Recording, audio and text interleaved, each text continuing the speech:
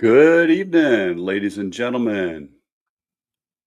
This is the Hillbilly Think Tank with Spencer Kett, and I'm coming at you live from Tunnel Hills in Hardin County, Kentucky, where we know that life, liberty, and the pursuit of happiness is what it's all about. Anything else is just a bunch of gaslighting. So let's get with it. What is going on this week? Hey, Dang, good to see you there. See some of my watchers out there. So we know we have a lot of shenanigans going on right now in the US. The war is back on hot again with Iran after, supposedly it being over. We know this is just a bunch of flim flam because the president knows with the War Powers Act, it's been over 60 days.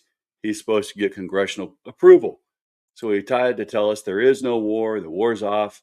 Well, it's gotten hot again with ships fighting each other.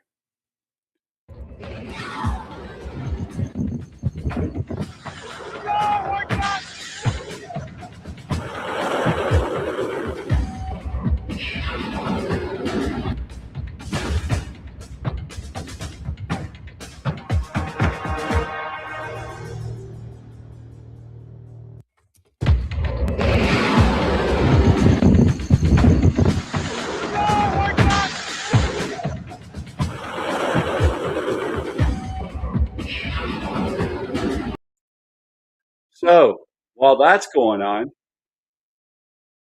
we've also got a war on voters' rights once again. You know, we've taken so many steps forward in this nation, absolutely. But then we've got a whole group of folks who seems bent on making sure to take us back to what, the 1930s. Um, you know, it's absolutely seems so.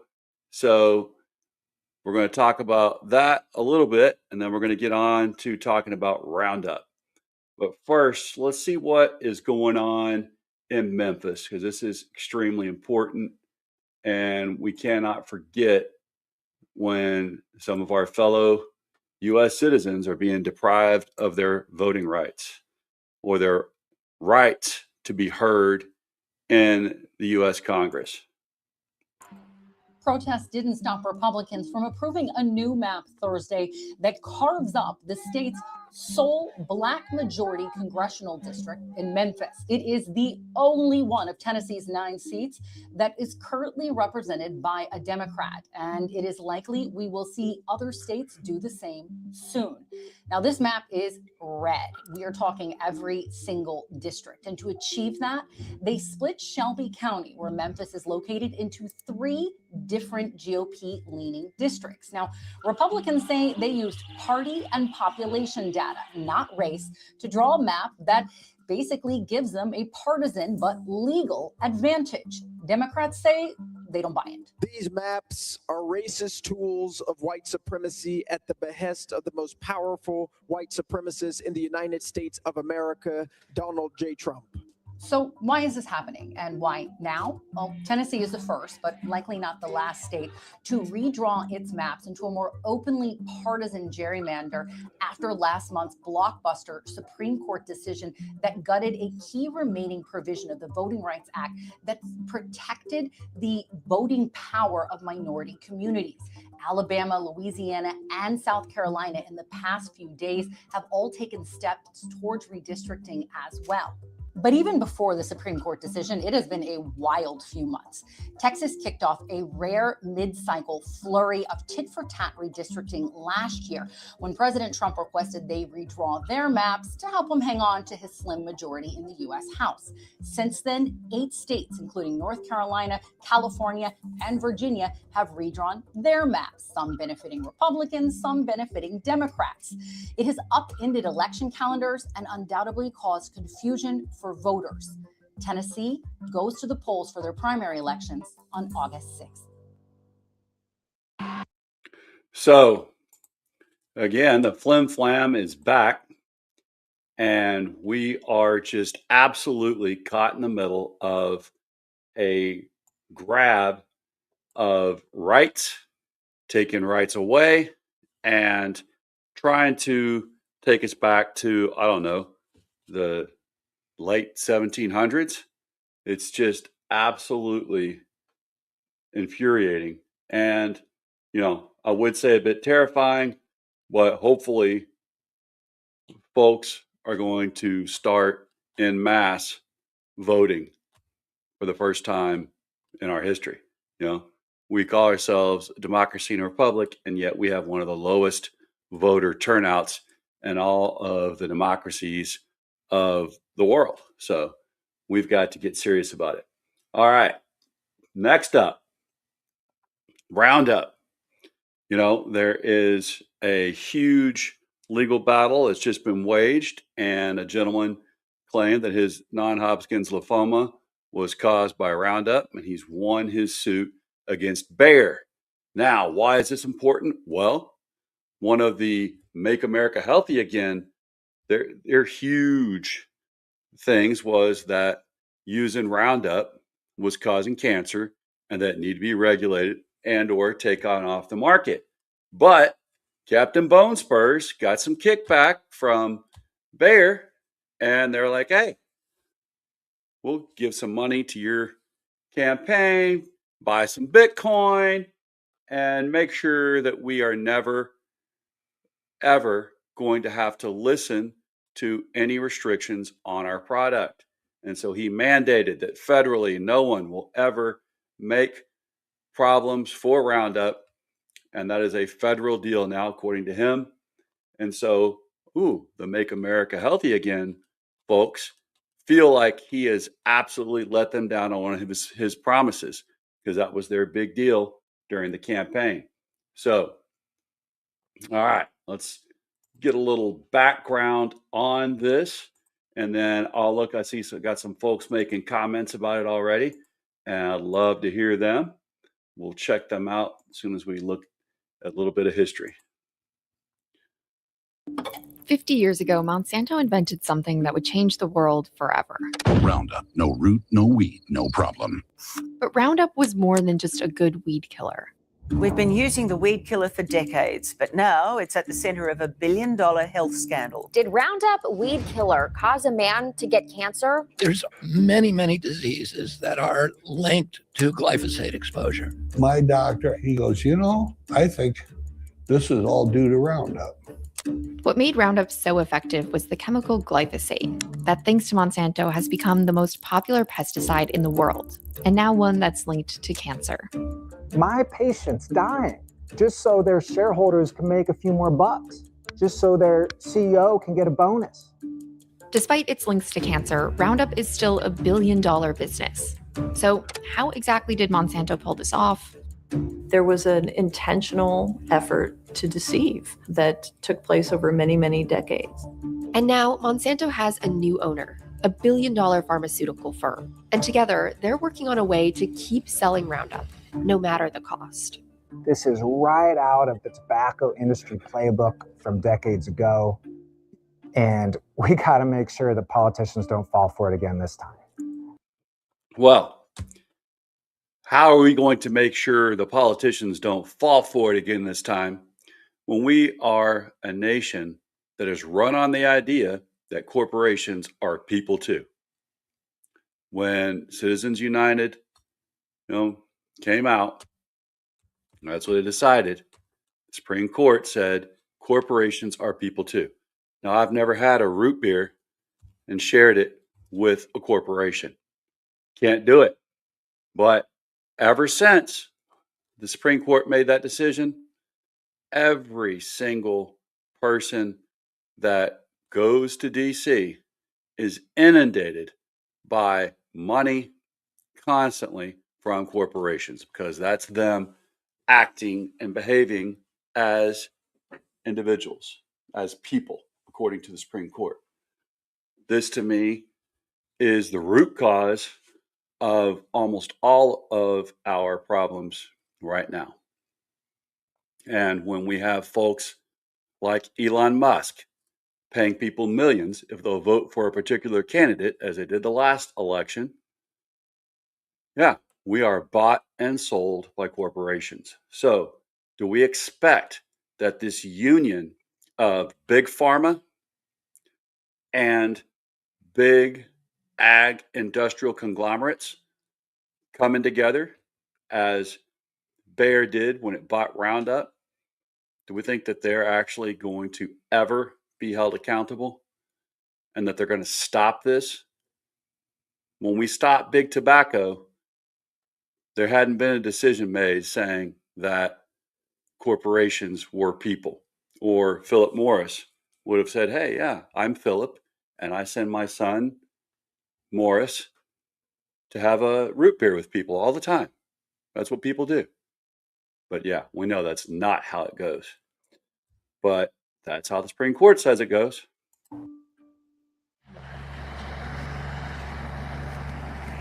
It would kill pretty much any plant it was sprayed on. That was in the period when we were naive about a lot of things. John Gilbert is a farmer in Iowa who's seen how Roundup came to dominate agriculture in the state. I think it's gone from a habit to an addiction. Roundup came on the market in 1974.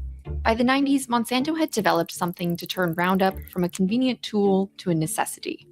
Monsanto had this brilliant idea to roll out what they called genetically modified crops.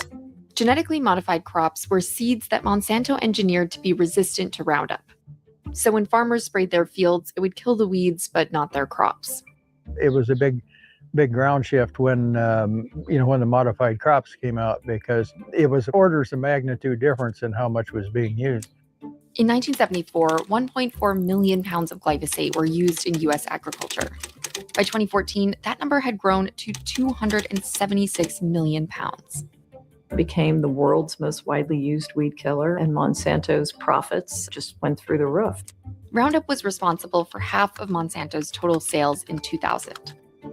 It was called a savior for the farmer because it was so effective while supposedly being safer than other pesticides.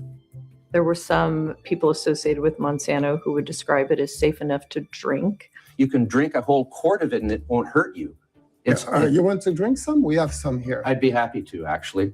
That came really from a comparison to a rival weed killer called paraquat that was sold by a competitor to Monsanto. And paraquat, very much, if you would swallow even a teaspoon of it, you would be dead within a matter of weeks. But Monsanto marketed Roundup as an alternative that was safe for humans and the environment. They say, oh, it disappears when it hits the soil, so that makes it safe. I've learned in my life, if it kills insects, if it kills weeds, kills fungus, it can't be helpful to you. Jim Huberger grew up working on his family's farm, where they used Roundup to control weeds in their soybean fields and later at a plant nursery. Jim would use a backpack to use Roundup around those areas in the pot and around the greenhouse. In 2022, he was diagnosed with non-Hodgkin's lymphoma, a type of cancer with links to glyphosate, the active ingredient in Roundup. For people who don't know, non-Hodgkin's lymphoma, it's not curable. You can treat it. You can put it into remission, but it's not curable. The cancer risks of pesticides like glyphosate have been hidden from the public for decades. The first hint that this chemical may not be as safe as people thought really was back in the 1980s. Back in 1985, one study submitted to the EPA revealed that mice who were given glyphosate developed tumors. You could see that the EPA scientists at that time were very worried about this product and thought that it looked like it could be oncogenic, that it could cause cancer. The EPA issued a memo listing glyphosate as a Category C oncogen, meaning it was possibly carcinogenic to humans. But Monsanto didn't just accept these findings. They lobbied for the EPA to change its findings for 6 years, which it did. The EPA ultimately capitulated to Monsanto and said, all right, we'll discount those findings and we will agree with you that it doesn't cause cancer. So, 80s, we know who was president then. We know why that would have been the case, where they would have capitulated in the EPA and said, okay, we'll quit talking about it being a carcinogen. But we have had plenty of time now since the 80s, 90s, 2000s now rolled around. We know that it's carcinogenic. We also know that this agricultural industrial complex that Monsanto, Bayer, and others run, it is not willing to lose these billions in profits. You got to realize that 300 million acres of farmland are sprayed with this chemical every single year. And that's not to mention yards that use it, golf courses that use it. You know, this is absolutely a very, very serious carcinogen. And there's a Missouri man now with this non-Hodgkin lymphoma who sprayed it for 20 years, and he won his case against Bayer. So what is at stake for us now? It's whether the EPA approved labels override states' failure to warn laws, because states have been now saying, okay, we're going to warn people about this. But the federal government, Captain Bonespurs, does not believe the states have any right to do this. And we know who is in Captain Bonespurs' ears whispering that, and probably more than whispering, that they do not want problems with this product. They want to be able to see it sold and pushed heavily for years to come. They don't care. And we know that no one is drinking that stuff, regardless. Well, like I said, he didn't take a cup and drink it on TV. That was complete, absolute gaslighting of us. And so the gaslighting is continuing. What is it that we're going to do? Because lots of folks here in this county have seen their family members hit by diseases such as this non-Hodgkin's lymphoma caused by Roundup. All right, we got Tom on here. Welcome back, Tom. Tom says, despite the advertising and popularity of Roundup, I haven't used it for years. My folks allowed it only for poison ivy, but even for that, I've had good results with vinegar-based weed spray. Tom also says, a gallon of 30% vinegar, a cup of Epsom salts, and a short squirt of Dawn dish soap in a garden sprayer. Keep yourself upwind because 30% vinegar is strong. Hardware stores sell it. Yeah. And I've actually got it myself. I bought it to clean my bathroom with instead of using other chemicals that are harmful to us. So I agree. All right. Tom also says, what a coincidence that so many of the states eager to gerrymander the hell out of things were traitor states in the 1860s. Yeah, it's just a coincidence. All right.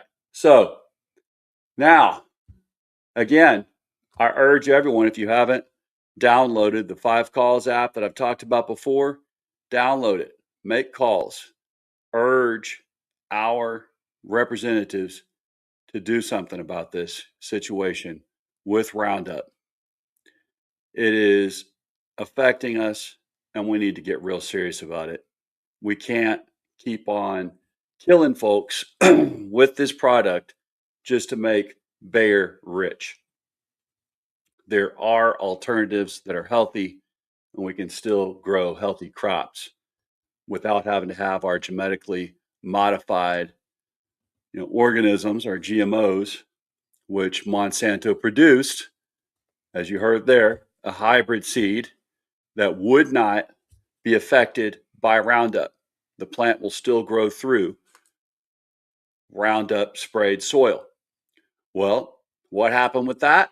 Once Monsanto made that hybrid seed, put a patent on it, now if you go to plant soybean seeds and you plant Monsanto seed and one of your seeds blows into the farm of your neighbor who isn't using Monsanto seeds, but is using their own heirloom seeds that they get every year, well, once that modified soybean seed is growing in your neighbor's field, that neighbor gets sued by Monsanto for growing the seed that has a patent and not paying for it.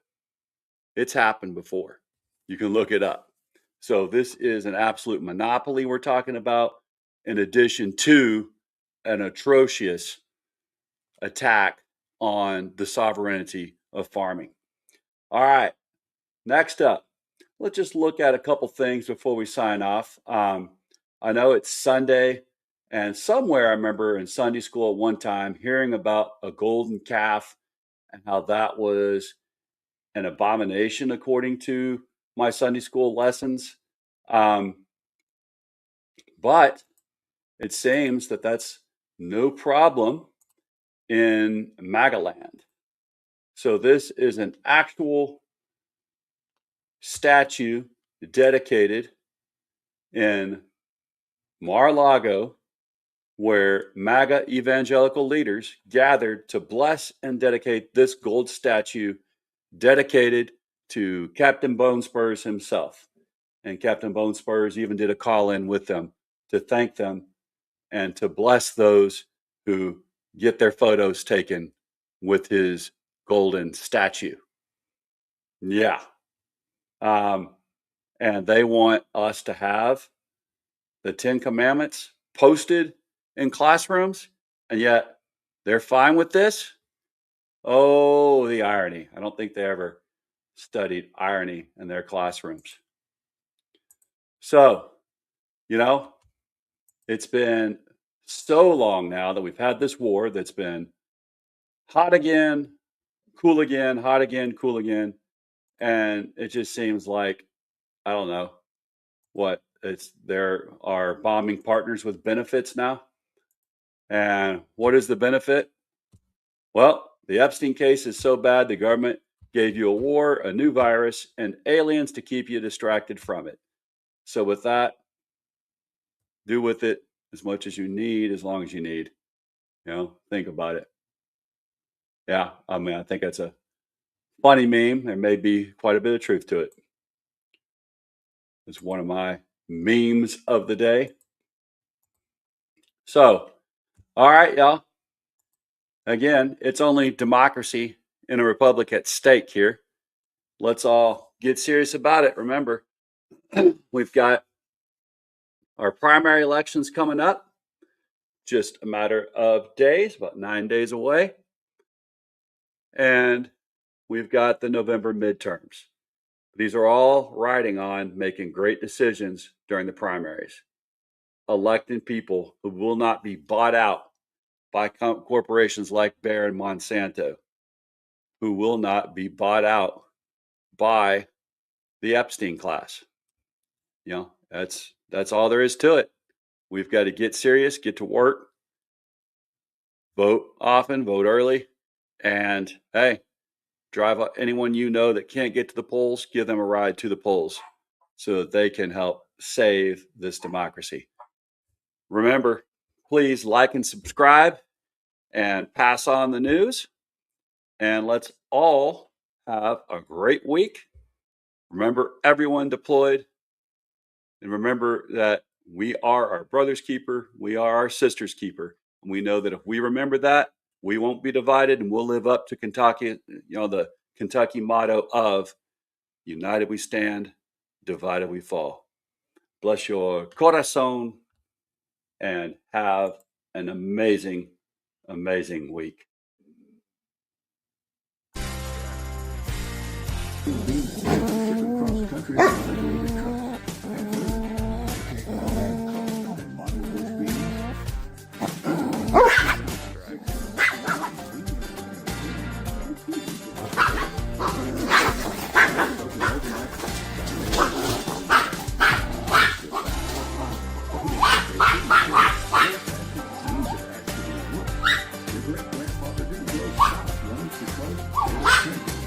He grew